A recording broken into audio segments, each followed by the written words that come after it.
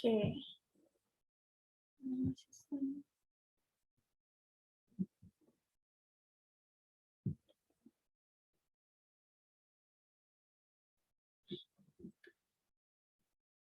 Oke ya, sambil menunggu teman yang lain, kita ulang lagi sedikit materi tentang uji validitas dan uji reliabilitas.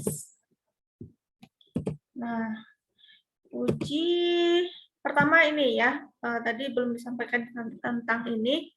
Nah, jadi bagaimana suatu data kita transformasi menjadi suatu informasi. Nah, kita mulanya itu kita punya berupa data mentah namanya ya. Kalau kita mau melakukan penelitian, kita ambil data dari sumber-sumber tertentu. Nah, bagaimana bisa menjadi informasi? Tentu kita lakukan olahan terhadap data tersebut atau kita analisis. Baru dia bisa mencapai menjadi suatu informasi atau kesimpulan tertentu. Nah, data yang kita peroleh tadi, bagaimana kita katakan data itu data yang baik? Ya, nah data yang baik itu pertama dia adalah data yang akurat atau kita sebut dengan valid. Kemudian yang kedua dia relevan atau sesuai dengan konteks. Dan yang ketiga dia data yang baru ya, dia bukan data lama ya, semakin baru data yang kita miliki maka semakin baik datanya. Nah, kemudian bagaimana kita mengukur supaya data yang kita peroleh itu dikatakan baik ya. Pertama, dalam mengukur itu kita lakukan pengukuran itu dengan apa adanya, artinya tidak kita manipulasi ataupun tidak kita ada-adakan ya, seperti yang pertemuan awal-awal sekali ya mengenai bagaimana kita mengambil data itu harus data yang benar-benar ada dan apa adanya, tidak kita otak-atik, tidak kita olah sedemikian rupa untuk sesuai dengan keinginan kita, tapi dia apa adanya saja. Nah, itulah disebut dengan pengukuran yang objektif. Artinya dia apa adanya sesuai dengan kondisi di lapangan yang nyata. Kemudian yang kedua dia valid ya, validitas. Valid, apakah pengukuran benar-benar mengukur apa yang dikehendaki atau mengukur dengan akurat. Ya, seperti yang disampaikan tadi, data itu harus akurat atau dia benar-benar mengukur yang kita kehendaki, tepat dia ya. Nah, jadi kita katakan itu suatu pengukuran yang valid. Nah, kemudian yang ketiga yaitu reliabilitas. Nah, apakah hasil pengukuran mencerminkan nilai sesungguhnya suatu variabel? Ya, benar atau tidak hasil yang diperoleh itu mencerminkan dari si variabel yang kita ukur. Apakah hasil pengukurannya konsisten? Ya, seperti tadi kalau misalnya kita lakukan pengukuran pengulangan, apakah hasilnya sama? Nah, itu kita sebut dengan reliable. Misalnya kita mengukur panjang ini, panjang pulpen dengan sentimeter ya, dan penggaris misalnya. Nah, kira-kira akan berubah atau tidak panjang pulpen ini? Kalau kita ukur pakai penggaris, ya pasti panjangnya akan sama ya. Nah, berarti si penggaris tadi adalah alat ukur yang konsisten atau reliable. Sekarang coba kita ukur dengan karet, ya karet untuk mengikat bungkusan itu kita ukur panjang pulpen ini pakai karet, ya. Nah, karet kan tuh ini ya berubah-ubah ukurannya ya. Nah, dia tidak konsisten, nah sehingga tidak bisa kita jadikan sebagai alat ukur yang reliable atau yang konsisten. Jadi pengukuran yang tepat itu adalah pengukuran yang hasil ukurannya itu konsisten atau kita sebut dengan reliable. Selanjutnya, bagaimana cara menguji kualitas dari data? Nah, itu tadi ada dua alat ya yang kita pelajari sekarang. Yang pertama yaitu validitas dan yang kedua reliabilitas. Nah, kesimpulan dari pengolahan data, tadi kita sudah punya data, kemudian kita olah. Nah, pengolahan data itu akan bias, artinya dia tidak memberikan hasil yang bagus tidak memberikan hasil yang sesuai dengan yang sesungguhnya jika datanya tidak valid dan tidak reliable. Itulah pentingnya kenapa kita harus uji dulu apakah datanya itu valid dan reliable. Kualitas data penelitian ditentukan oleh kualitas instrumen untuk pengumpulan data. Nah, kualitas instrumen tadi itulah yang berupa kuesioner tadi ya, kuesioner ataupun apa namanya, kuesioner atau apa istilahnya tadi, lupa Ibu. Nah, jadi istilahnya kuesioner ya. Nah, kita lihat kualitas kuesioner itu semakin bagus ya kualitas kuesioner kita setelah kita uji dengan validitas dan reliabilitas, maka semakin bagus kualitas data penelitian kita. Nah, di sini ilustrasinya tentang validitas dan reliabilitas. Di sini datanya reliable, tapi dia tidak valid. Ya, tujuan kita di sini nih, yang di pusat ini dia valid dan reliable. Nah, kalau dia reliable saja, tepat ya, artinya hasil pengukurannya berada di sekitar satu titik tertentu, di sini mengumpul di satu titik tertentu, tapi dia jauh dari target yang sesungguhnya, dia tidak valid. Ya, reliable memang dia konsisten di sini, tapi dia tidak tepat, tidak valid di sini. Kemudian validitasnya rendah, reliabilitasnya juga rendah. Artinya dia menyebar jauh dari target atau dari nilai yang sesungguhnya ya, ada yang di titik-titik hitam ini kan jauh menyebar dari yang pusat. Kemudian masing-masing titik hitam juga saling berjauhan. Artinya dia tidak konsisten ya, nilainya berubah-ubah jauh. Berpindah-pindah nilainya, tidak mengumpul di satu sisi. Nah, kemudian di sini dia tidak reliable, tidak juga valid. Kalau tadi validnya rendah, reliable-nya rendah. Ya, kalau sekarang tidak reliable dan tidak valid. Nah, dia di sini sebenarnya hampir sama ya seperti ini ya. Dia juga menyebar, hasil pengukurannya menyebar, cukup tidak konsisten ya, kemudian juga jauh dari ketepatan. Nah, ini yang bagus. Dia tepat ya, dekat di sasaran di pusat yang di tengah-tengah. Kemudian dia juga hasil pengukuran yang berulang-ulang itu mengumpul di satu titik yang target tadi. Nah, itulah yang data yang kita katakan memenuhi validitas dan reliabilitas. Bisa dipahami? Ada yang mau ditanyakan dulu?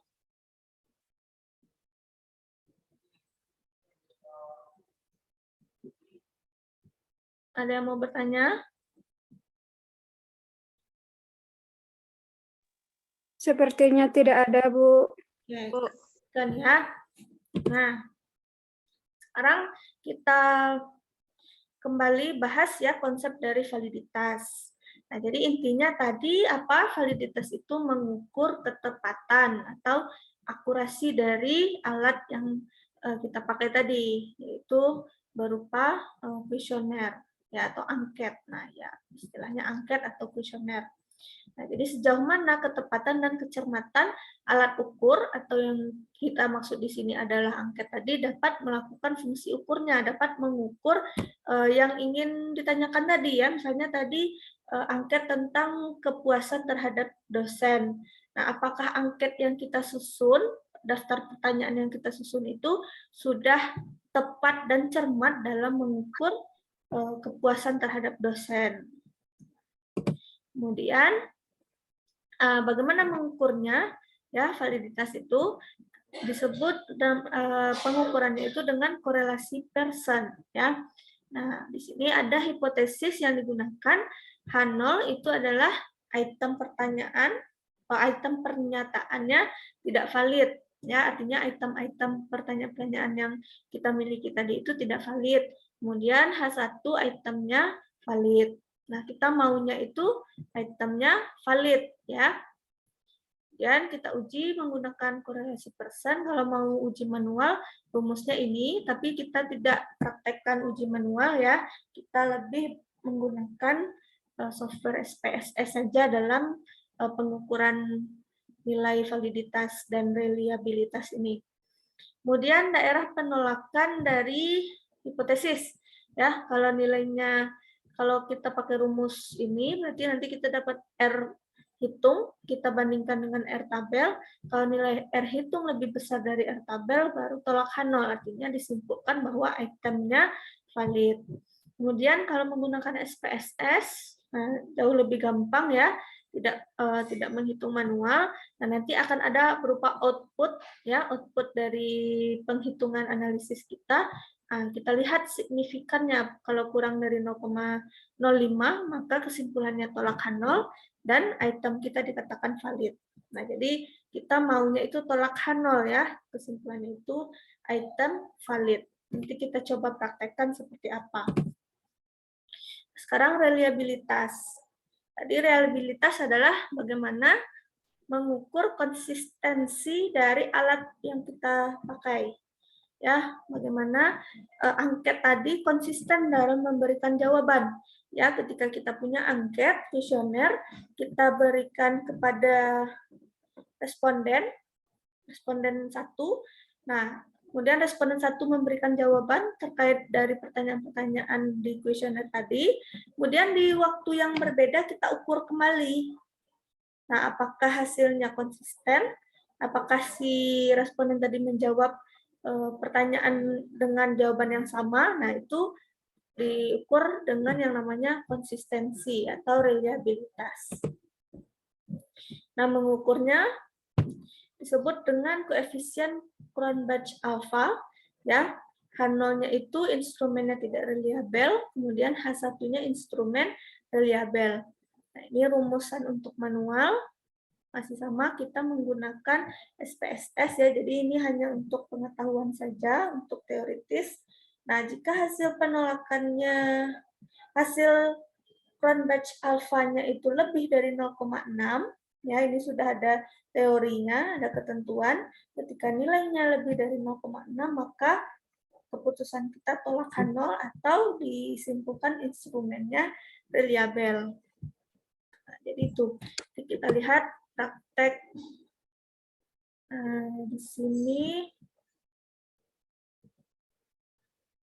Kita lihat yang data tadi kembali ya. Nah, kemudian tadi sudah paham ya, ketika kita melakukan penelitian, misalnya kita melakukan penelitian tentang kepuasan mahasiswa terkait dosen yang mengajar di mata kuliah tertentu. Kita berikan 10 pertanyaan, ya, kita buat 10 pertanyaan tentang dosen tadi, kita berikan kepada 20 mahasiswa. Ya, ke 20 mahasiswa memberikan jawaban terkait dengan 10 pertanyaan tadi. Yang mana 10 pertanyaan itu jawabannya adalah berupa tingkat kepuasan ya, dari 1, 2, 3, 4, 5. Ya, misalnya di sini 1 itu sangat tidak puas. Nah, kemudian 2 tidak puas. 3 itu puas. 4 cukup puas. Cukup puas. 5 itu sangat puas ya. Nah, misalkan kita punya pertanyaan, kemudian dijawab dengan memilih 5 pilihan ini.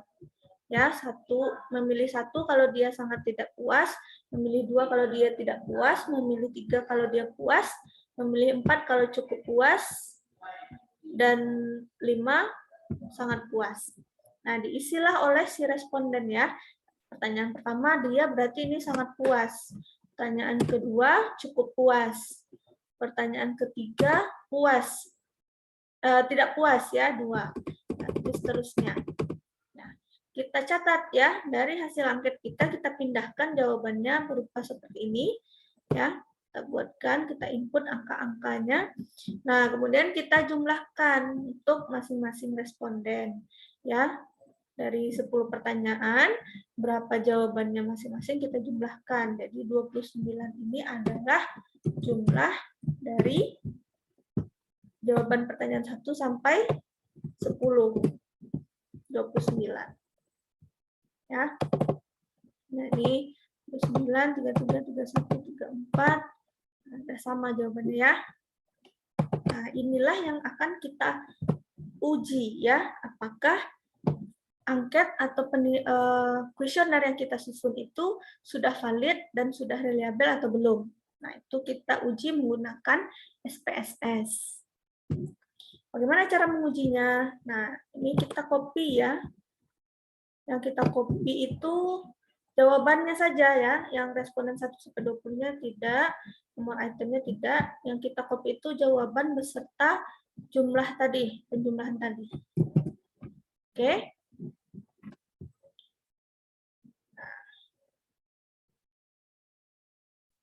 Yang bisa langsung praktek, silakan ya.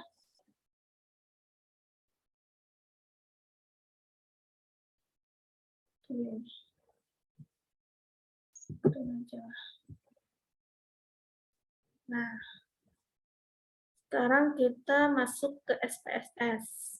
SPSS itu ketika awal masuk, dia akan ada pilihan ini ya, kita pilih new dataset. Kalau beda ini, beda versi, kalau Ibu versi 22, kalau beda versi disesuaikan saja ya. Yang penting ambil new dataset. Nah. Oke. Kelihatannya SPSS-nya.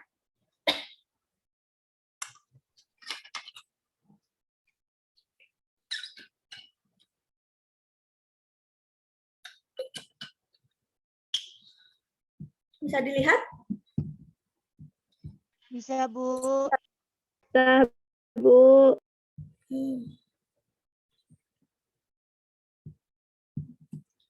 Nah, sekarang kita,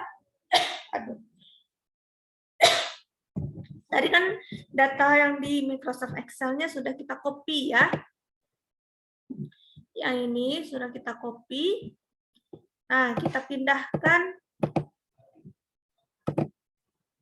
ke sini. Ya. Bagaimana memindahkannya? Seperti biasa.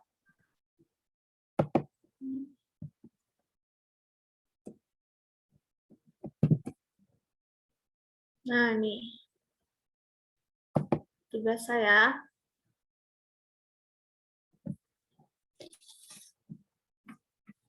Kita tunggu datanya masuk. Oke. Sudah tampil ya? Nah, ini datanya berarti sudah berhasil kita pindahkan. Nah, sekarang kita edit dulu sedikit.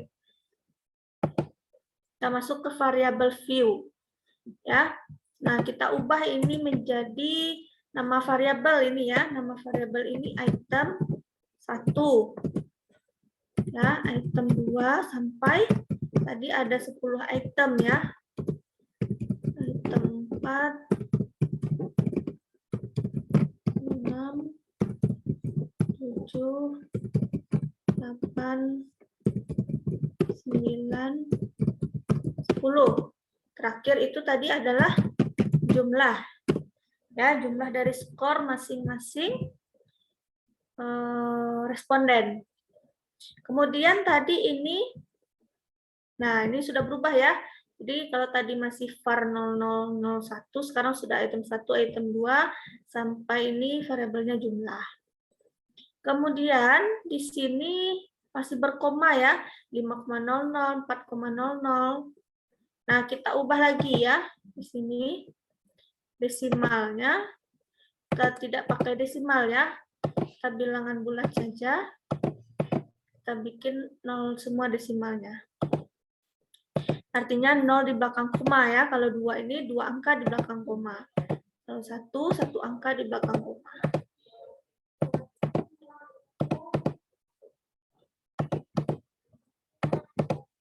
Oke, kita lihat hasilnya. Nah, sudah berupa angka, bilangan bulat semua ya, tidak ada komanya lagi. Nah, ini sudah bisa kita lanjutkan ke analisis. Bagaimana analisisnya? Kita ambil menunya analyze, ya. Nah, pertama uji validitas dulu ya. Uji validitas itu di correlate atau korelasi ya. Ambil bivariat. Nah, ini kita masukkan satu persatu, kita pindahkan ke kolom yang sebelah kanan, ke variabel sini. Karena kita, nah ini caranya bisa double klik ya.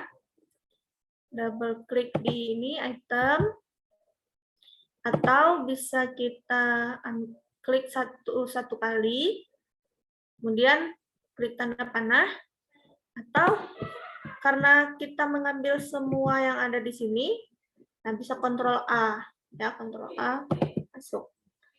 Nah, jadi semuanya kita pindahkan ke kolom yang di kanan. Nah, kemudian kita centang bagian yang Pearson ya. Tadi kita menggunakan alat ukurnya korelasi Pearson. Jadi korelasi ini ada beberapa pilihan ya. Kita ambil yang Pearson. Nah, baru kita oke. Nah, kalau oke, nanti dia akan proses analisisnya. Nah, baru keluar hasilnya.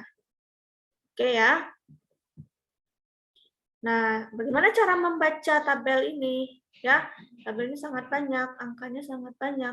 Nah, kita fokus saja di sini bagian bawah. Yang ini. Jadi, di sini adalah, kita perhatikan ya, ke atas. Nah,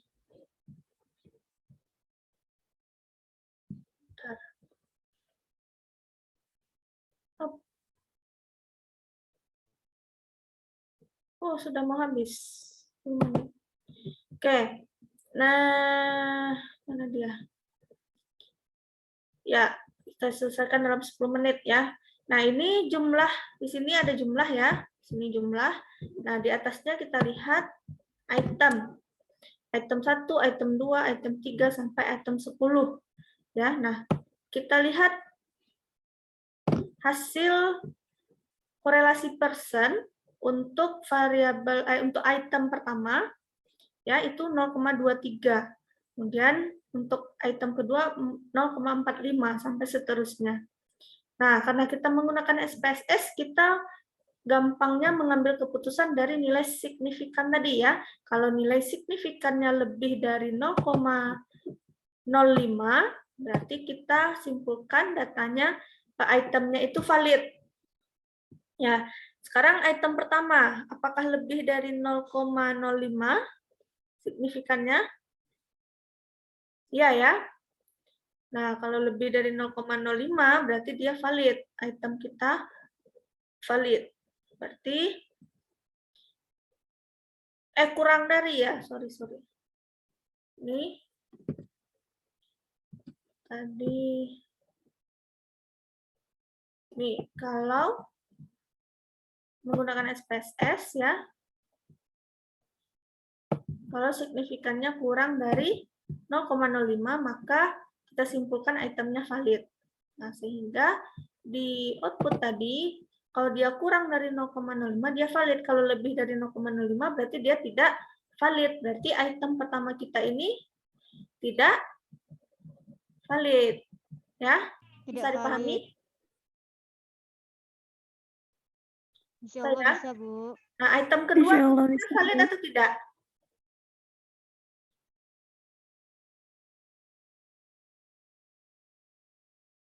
Item kedua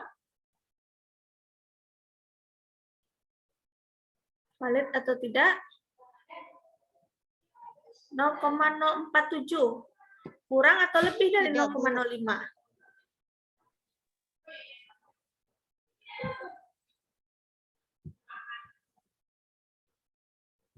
Ayo.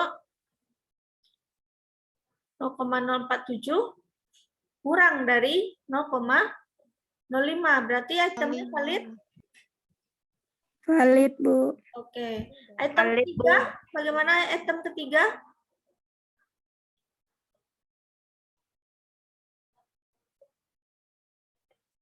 Item ketiga valid atau tidak?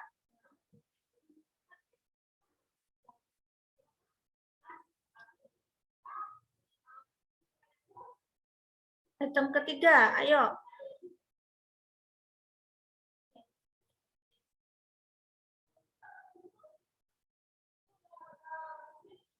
Mana nih suaranya?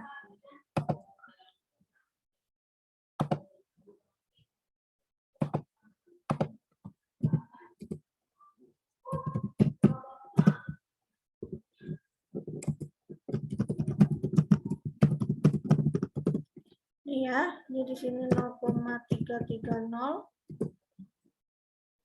0,47, 0,14, 0,131, 0,045, 0,17, 0,55, 0,01,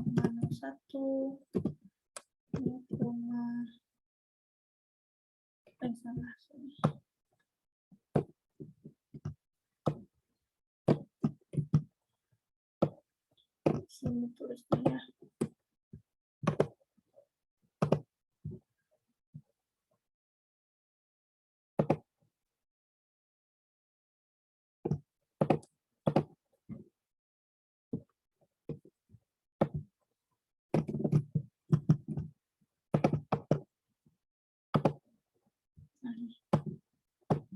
Item 1 0,330, dan tadi item ke-9 0,38, 0,001 ya. Nah, berarti ini tadi apa? Tidak valid ya. Ini valid 0,047,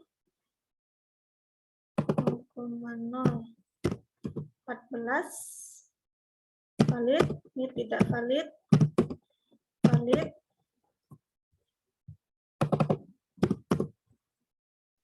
valid, ini juga valid, valid, 0,03, valid, valid ya. Berarti dari 10 item tadi kita peroleh item pertama dan item keempat ya, 1, 2, 3, 4 itu tidak valid. Nah, ada 2 item yang tidak valid. Nah, sekarang kita lanjutkan ke analisis reliabelnya tadi ya. Reliabel itu ada di scale, reliable analysis. Nah, kita masukkan item yang valid saja ya. Kita masukkan semua dulu. Nah, kita keluarkan yang tidak valid tadi, item 1 dan item 4 ya. 4. Ya. Kemudian jumlahnya juga tidak kita masukkan, jumlahnya kita keluarkan. Jadi yang itemnya saja yang valid yang kita uji. Kita lihat sini. Nah, ini boleh kita centang ya, kita lihat nanti outputnya apa. Nah, di sini alpha ya, karena tadi convert alpha. Nah, oke. Kita lihat hasilnya ya. Tadi ada itemnya, kasusnya ada 20 responden ya, berarti udah masuk datanya 100%, ada 20 responden. Nah, kita lihat di sini reliable statistik. Hasil uji reliable kita ya, converse alpha. Nilainya berapa? 0,660. Nomor itemnya ada 8 item, karena 2 item tadi dari 10, 2 tidak valid ya. Jadi kita masukkan yang valid saja ada 8. Converse alfanya 0,66. Ya. Tadi teorinya apa? Ketika nilai converse alfanya lebih dari 0,6, maka tolak nol, disimpulkan instrumennya reliable ya. Jadi ketika hasil uji kita dapat 0,66, berarti lebih dari 0,6 ya. Berarti memenuhi untuk tolak nol, atau kita simpulkan instrumen kita itu sudah reliable dengan memasukkan dengan mengeluarkan si item yang tidak valid tadi ya tentunya. Nah, kemudian di sini juga ada tambahan ya. Artinya di sini kalau kita keluarkan item kedua, maka nilai converse alfanya jadi 0,64 ya, berkurang nilainya. Nah, kalau kita keluarkan item ke-10, converse alfanya 0,56. Jadinya tidak ini ya, kalau kita keluarkan item 10 hasilnya kurang dari 0,6 ya, berarti jadinya datanya tidak variabel ya, berarti penting ini item 10. Nah, seperti itu. Kira-kira kalau kita masukkan yang 2 tadi hasilnya gimana? Boleh ya, kita coba-coba aja. Kita masukkan item, nah kita keluarkan dulu lah biar berurutan. Masukkan item 1 sampai item 10. Berarti kita masukkan yang valid dan yang tidak valid. Ini jumlahnya kita keluarkan. Kita uji ya. Nah, converse alfanya 0,649. Ya, sedikit berkurang, tapi dia masih reliable juga ya. Masih reliable.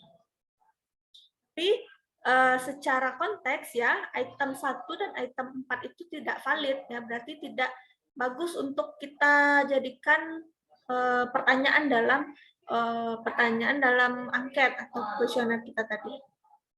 Jadi sebaiknya dibuang seperti itu ya, pertanyaannya dibuang atau diganti dengan pertanyaan yang lain yang lebih valid ya. Nanti kita uji lagi bagaimana mengatasinya gitu ya.